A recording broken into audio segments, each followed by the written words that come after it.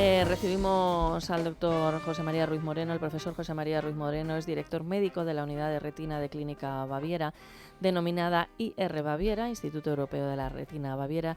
Es un especialista considerado como uno de los más importantes en España y catedrático de oftalmología.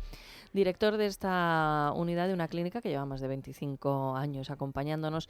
Es una institución médica especializada en el diagnóstico, tratamiento y seguimiento de todo tipo de trastornos oftalmológicos. Además tiene 70 centros repartidos en 4 países: España, Alemania, Austria e Italia. Doctor, bueno, ahora en la parte más seria del programa, bienvenido y gracias por colaborar. Está en el apartado musical. Gracias a ustedes. Le hemos quitado el micro de cantar, porque está sentado justo donde se ubicaba Alberto Comesaña. Esta entrevista también, luego la pueden ver en nuestra página web. ¿Canta, aunque sea en la ducha? No, ni siquiera lo intento, dado que lo hago realmente muy mal. Bueno, se dedica a lo que conoce. Vamos a hablar de las enfermedades de retina más frecuentes. Hay novedades en el diagnóstico y tratamiento de estas enfermedades. La retina, ¿qué es dentro de nuestro ojo? ¿Cuál es su función? Bueno, yo creo que la pregunta es pertinente y fácil de explicar y de entender. La retina sería el equivalente a la película de la cámara fotográfica que nosotros, cuando usábamos carretes, utilizábamos. Es decir, es la parte sensible que capta la luz, la transforma en un impulso nervioso y la envía al cerebro para que el cerebro, analizando ese impulso nervioso, forme la imagen. Y la retina, porque se estropea o se altera por el paso de los años, porque no nos cuidamos, por el color de los ojos. ¿Cuáles son los factores que pueden alterarnos? A ver, el color de los ojos, evidentemente, aunque parezca un chiste, tiene algo que ver en algunas enfermedades retinianas. Vamos a ver, la retina se estropea fundamentalmente por su uso. Eso no quiero decir que la gente deje de mirar o deje de leer. Es decir, la retina es la parte del organismo que tiene mayor consumo energético, muy por encima de tejidos de tan alto consumo como puede ser el corazón o el riñón. Es decir, la unidad central de la retina, que es la mácula, estamos hablando de 3 milímetros cuadrados, tiene un consumo energético, lógicamente por superficie, más alto que ninguna otra parte del organismo. Eso implica que hay un elevado metabolismo, hay un elevado trabajo, implica un envejecimiento. Concretamente, la enfermedad más frecuente y más importante que tenemos en este momento es un tributo que estamos pagando a vivir más años. Claro, efectivamente, los años pasan, pero vamos utilizando, como bien dice el doctor, nuestro cuerpo y con ello pues se va desgastando de alguna manera. Doctor, ha salido ya un término, una palabra que en los programas que hago dedicados a salud siempre consultan mucho por la mácula. La mácula. Y hay una degeneración macular asociada a la edad. ¿Cómo se diagnostica lo primero? ¿Cómo se sabe que se tiene esta enfermedad? Bueno, vamos a ver, la mácula sería la parte central de la retina, es decir, la parte más especializada dentro de este tejido súper especializado en captar los detalles, en captar los puntos, digamos, de mayor interés. ¿Qué ocurre? Pues que ocurre un elevado proceso bioquímico a ese nivel, con un elevado consumo energético, se producen fenómenos oxidativos y se produce una serie de cambios de tipo inflamatorio y de tipo isquémico a lo largo de la vida. Ello implica que comienzan a fallar los mecanismos de recambio y de limpieza y empieza a alterarse la función de los fotorreceptores. Como consecuencia, el paciente comienza a tener una pérdida de la visión de detalle, es decir, no percibe los objetos con tanta nitidez como antes. Un síntoma muy característico es la deformación de las imágenes. Es típico que el paciente ve las líneas, por ejemplo, de los marcos de las puertas, las líneas del suelo de las baldosas, las comienza a ver onduladas. Ante esos dos síntomas, es decir, pérdida de visión central, manchas negras en el campo de visión permanentes o deformación de la imagen, hay una alta sospecha de que podamos tener una patología macular y debe acudir lo antes posible al oftalmólogo. ¿Cómo se hace el diagnóstico? Por un profesional, claro, ¿no? Ya nos ha dado unas indicaciones por las que, bueno, pues hay que preocuparse o empezar a tomar medidas. El diagnóstico se realiza dilatando la pupila, viendo el fondo de ojo del paciente, con lo cual hay una serie de imágenes que nos hacen sospechar que pueda tener esta enfermedad y a partir de ahí se realizan dos pruebas muy básicas. Una es la angiografía fluoresceínica, es la inyección de un colorante y unas fotos del fondo del ojo para estudiar la circulación del interior del ojo, y la segunda, las siglas en inglés es OCT, sería la tomografía de coherencia óptica, que nos da un corte pseudohistológico. ¿Qué quiere decir pseudohistológico? Pues que mediante una serie de análisis de la reflexión de la luz obtenemos una imagen de los grosores de la retina, de las capas, de las deformaciones o el acúmulo de sustancias anómalas que nos permiten ser muy precisos en el diagnóstico. Y después, si sabemos que tenemos esa degeneración macular, ¿qué se puede hacer? Bueno, vamos a introducir un poco la enfermedad. La degeneración macular sería, como su nombre indica, el desgaste de la retina provocado por la edad, provocado por el envejecimiento, por lo tanto aparece a partir de los 50 años y la prevalencia, es decir, la aparición aumenta exponencialmente con la edad. Es decir, a partir de los 80 años es mucho más frecuente. ¿Y ataca más a mujeres o hombres? No, ataca por igual a ambos sexos, lo que pasa es que la supervivencia es mayor en la mujer, por lo tanto hay mayor número de mujeres afectadas de la enfermedad.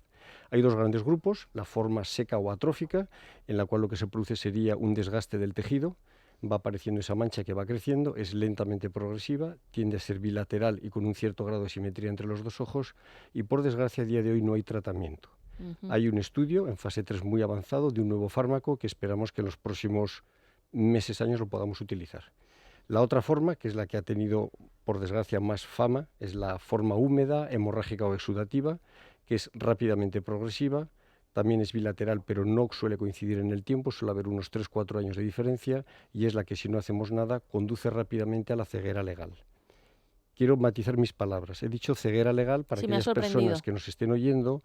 El concepto de ceguera es la falta de percepción de luz. Sí. Es el clásico ciego que estamos acostumbrados todos a ver. Se ha definido un término muy importante, es el término de ceguera legal. ¿Qué quiere decir? Que la persona está incapacitada para realizar funciones normales. Funciones normales como puede ser jugar a las cartas, marcar un número de teléfono, ver la televisión, marcar los números de la lavadora. Exacto. Es decir, lo que imposibilita a nuestros mayores, a nuestros ancianos, hacer una vida normal. De tal manera que se habla de ceguera legal cuando la persona tiene menos del 10% de visión en los dos ojos, y que es lo que no le permite hacer esto. Por lo tanto, ningún enfermo de degeneración macular asociada a la edad va a ser ciego, ciego en el término clásico de falta de percepción luminosa, pero si no se trata adecuadamente puede acabar en ceguera legal con el gran problema que supone. ¿En Baviera cómo se trata, en Clínica Baviera? Bueno, en Baviera y en cualquier centro hoy en día el tratamiento de esta enfermedad, gracias a Dios, ha progresado mucho. Yo he pasado en mis 25 años de ejercicio de ver que no podíamos hacer nada en esta enfermedad a tener hoy en día medicamentos que administramos dentro del ojo. Es una inyección intravítrea, de entrada suena muy agresivo que te pinchen el ojo, se hace con toda facilidad y el paciente no tiene gran dolor, y si se realiza el tratamiento de una manera correcta, se hacen los seguimientos adecuadamente, los resultados de visión que se pueden obtener son mucho mejores que lo que había hasta ahora. Yo tengo un buen amigo que tiene unos cuantitos años más que yo, compañero en radio, y cuando le hicieron el diagnóstico se asustó, cuando le dijeron lo de la inyección se asustó, yo creo que todavía más, pero dijo, bueno, voy a probar, y luego me decía, María José, estoy encantado. Entonces un poco traduzco lo que me dice el doctor. Además, de esa manera deben estar contentos los alumnos con usted porque lo explica muy bien. Es que hay profesores que explican que nadie entiende, pero... Son muchos años ya dando clase en la facultad. Sí, pero hay gente que está muchos años haciendo algo y no lo acaba haciendo bien. Doctor, queríamos hablar de la degeneración macular asociada a la edad y que nos contara un poquito más en profundidad cómo lo ha hecho, pero a mí me ha sorprendido últimamente pues que la vista cansada, ¿no? Pues que desde luego se está adelantando la edad de los 50 años que comentábamos antes, pues probablemente pues por todos los aparatos impactos visuales que recibimos, pero tiene operación la vista cansada. Esto es lo que me ha sorprendido a mí. Bueno, estamos hablando de dos conceptos totalmente diferentes. Sí, le he cambiado el paso. Exacto, la vista cansada es un problema refractivo, es lo que tradicionalmente se ha conocido como presbicia, es decir, a partir de los 40 años el cristalino pierde elasticidad, entonces a pesar de que se contrae el músculo ciliar, el cristalino no se abomba y no realiza ese cambio de graduación para ver de lejos a poder ver de cerca. Ah, claro, es verdad, porque yo al principio cuando lo he empezado a notar digo, voy a enfocar. Y entonces empiezo a hacer así con los ojos, que me pienso que yo domino los ojos y van a hacer lo que yo quiero, pero ahora por mucho que lo intento, no. Lo que ocurre es una pérdida de elasticidad de la lente biológica que tenemos dentro del ojo, entonces al no ser elástica, a pesar de que se relaja el anillo que la sujeta, pues no aumenta el diámetro entero posterior y no cambia su refracción. Por lo tanto, al ir disminuyendo esa capacidad de cambio, cada vez tenemos menos capacidad de enfocar de cerca. Ya. Eso hoy en día, estudiado adecuadamente el caso, se puede llegar a intervenir, no en todos los casos, Ujú. pero sí en un número importante de los casos se puede solucionar. 25 años de profesión. Ha cambiado muchísimo el mundo, desde luego, la tecnología, pero en su especialidad, en la oftalmología, ¿dónde cree que estriba el principal cambio, el principal éxito, o sea, para el paciente, de cara al paciente? Pues aunque me sepa mal reconocerlo, ha sido la tecnología. Lo que yo aprendí cuando hice la residencia, ahora que están eligiendo los nuevos MIR las plazas, no tiene nada que ver con lo que estamos haciendo hoy en día. La tecnología nos ha permitido ser muchísimo más precisos en el diagnóstico, no solamente en el diagnóstico, sino en la respuesta al tratamiento, no solamente en el diagnóstico y tratamiento, sino en la cirugía. La cirugía de vitrectomía que hacemos hoy en día no tiene nada que ver con lo que hacíamos antes. Es decir, nuestra especialidad, al ser una especialidad dominada por la imagen, viene muy unida al desarrollo tecnológico y gracias a Dios el desarrollo ha sido espectacular y por eso ha cambiado tantísimo nuestra especialidad. Bien, pero ahora sí, en mi parte le voy a llevar un poquito la contraria. La tecnología es importante, es fundamental, pero se necesitan unas buenas manos, una buena cabeza y saberlo utilizar, porque hay tecnología a disposición de todo, pero hay que saberlo utilizar. Así que por eso también, yo sé que ha cambiado mucho, pero los profesionales, porque ahí están, ¿no? Fíjese, simplemente cualquiera podemos pensar con un teléfono lo que se puede hacer y todos en este momento podemos tener buenos, malos y regulares ejemplos.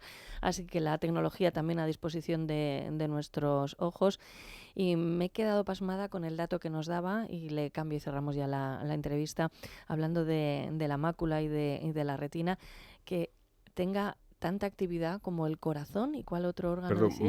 ¿Más que actividad? el glomérulo renal o el corazón son dos típicos tejidos de alto consumo de oxígeno, de alto consumo energético en el organismo.